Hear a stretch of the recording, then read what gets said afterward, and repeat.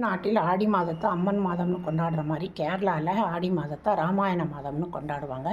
ராமர் புனர்பூச நட்சத்திரம் கடக ராசி சூரிய குலத்தில் அவதரித்தவர். இந்த மாதத்தில் சூரியன் கடக ராசியில் தான் சஞ்சரிப்பார். அதனால் இந்த மாதத்தில் ராமாயண பாராயணம் அன்றாட மாலை வேளையில் கோவில்களிலும் வீடுகளிலும் செய்யப்படும். இறுதி நாளில் ராமர் பட்டாபிஷேக செய்து அந்த ராமாயண மாதத்தை முடிப்பார்கள். ராமாயணத்தை 16ஆம் நூற்றாண்டில் கேரளாவில் வாழ்ந்த துஞ்சத்து எழுத்தப்பன்கிறவர் மலையாளத்தில் ஆத்மாத்திய ராமாயணம்னு மொழிபெயர்த்தார். அதைத்தான் மாலை வேளையில் படிப்பாங்க. ராமாயணத்தை பாராயணம் செய்வதன் மூலம் நம் வாழ்வில் துன்பங்கள் நீங்கி இன்பம் பெருகி மங்களமும் செழிப்பும் உண்டாகுங்கிறது நம்பிக்கை. அதே மாதிரி இந்த மாதத்தில் கேரளாவில் நாலம்பல யாத்திரை போவாங்க. ராம லக்ஷ்மண பரத சத்ருகனனுக்கு 4 கோவில்கள் உண்டு. திருச்சூரை சுற்றி இன்னெண்டு ரவுண்ட் இருக்கும். அந்த கோவில்களில் போய் வழிபாடு செய்வாங்க.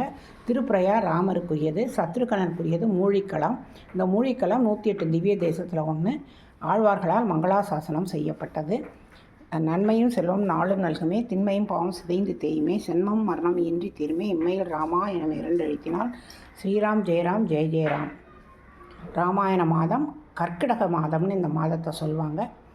மலையாள நாட்காட்டியில் கர்க்கிடக மாதம் ராமாயண மாதமாக கொண்டாடப்படுகிறது.